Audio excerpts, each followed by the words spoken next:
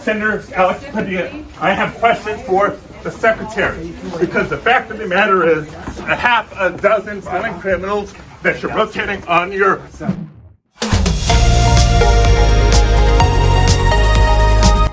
A sitting U.S. Senator detained, handcuffed, and thrown to the ground inside a secure federal building, all for daring to ask questions. The footage is shocking, the implications even more disturbing. Is this how far the government is willing to go to silence its own lawmakers? Let's break it all down. California Senator Alex Padilla was attending a scheduled briefing at a federal building accompanied by National Guard personnel and an FBI agent. What started as a routine meeting with Northern Command officials quickly descended into a public spectacle of force and political intimidation. Senator Padilla, after being escorted through security, entered a press conference room where the Secretary of Homeland Security was addressing the media. As he listened from the back of the room, he became alarmed by the Secretary's rhetoric, particularly claims that the Trump administration sought to liberate Los Angeles from its own governor and mayor. When Padilla identified himself and attempted to ask a question, federal agents immediately converged. He was pushed, forced to the ground, and handcuffed, all while clearly stating his identity multiple times as a United States Senator. I'm Senator Alex Padilla. I have questions for the Secretary, because the fact of the matter is a half a dozen violent criminals that you're rotating on your heads off.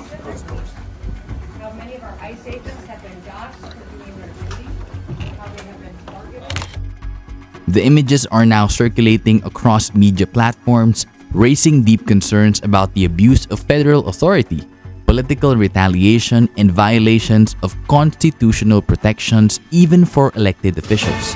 So, Senator, can I ask, as I watch this, I'm struck, and I'm sure many people are struck, whatever their politics may be. You're a sitting senator, you're in the room, and you identify yourself. We hear you identify yourself. I'm Senator Alex Padilla, I'm Senator Alex Padilla. I heard you say it, I think, at least 3 times. And then this happens to you. I'm just curious. I'm sure maybe there's some part of you in that moment. You're saying, "Well, I'm a sitting senator. This is not going to end. This isn't going to end badly." But you still had to be shocked, right? I mean, what was your emotion in that moment?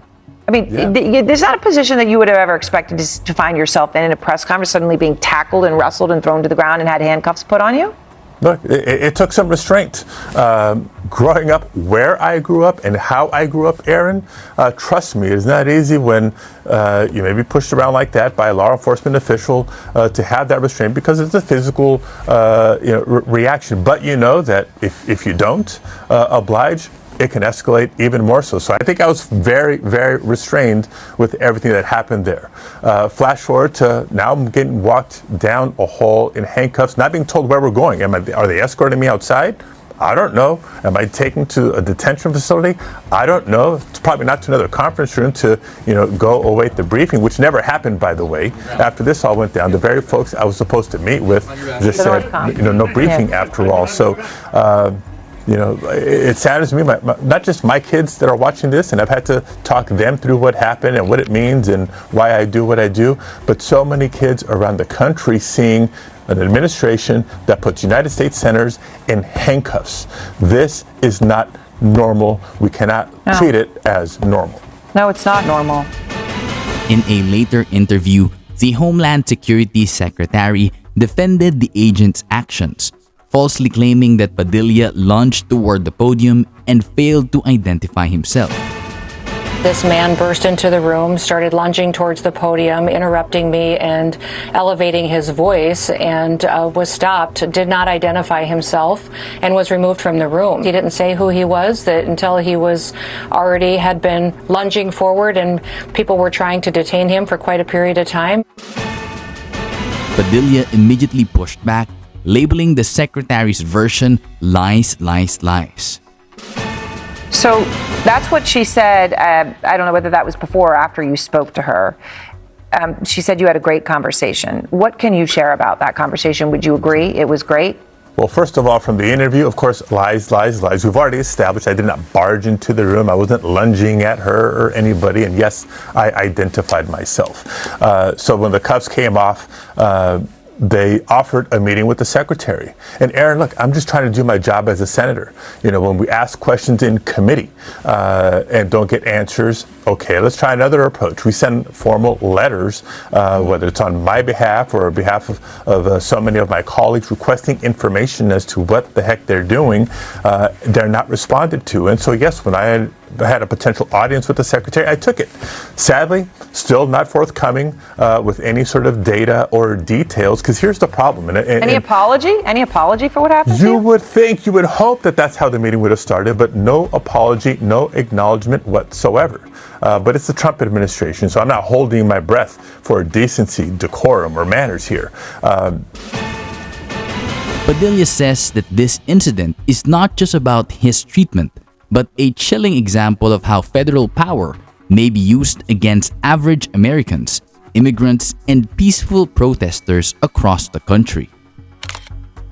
The senator draws a direct line between these authoritarian tactics and the broader campaign of immigrant scapegoating and misinformation coming out of the Trump administration.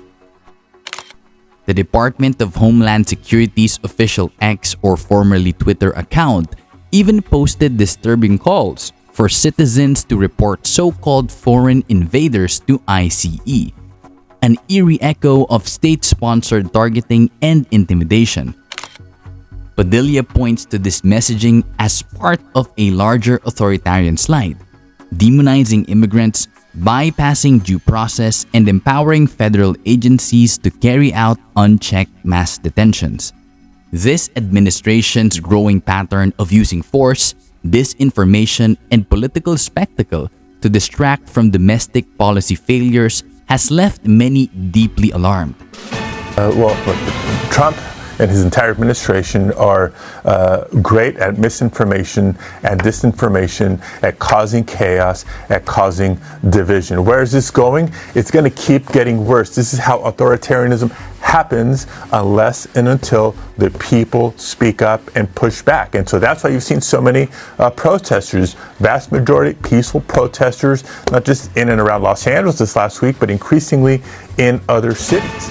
For Padilla, the most heartbreaking aspect of this ordeal was explaining the incident to his own children and to the children of countless families who witnessed their government handcuff a sitting senator on national television. As protests erupt across the country, Padilla urges Americans to stand up, exercise their First Amendment rights peacefully, and resist these dangerous authoritarian shifts.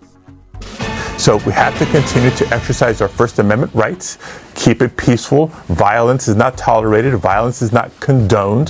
That will have its consequences, but people need to continue to speak up because this is not normal. Here at Breaking Truth Network, we will continue to expose these abuses of power, and we ask you, if a sitting senator can be treated this way, how safe are you? Subscribe, stay informed, and share this message. The truth must be heard.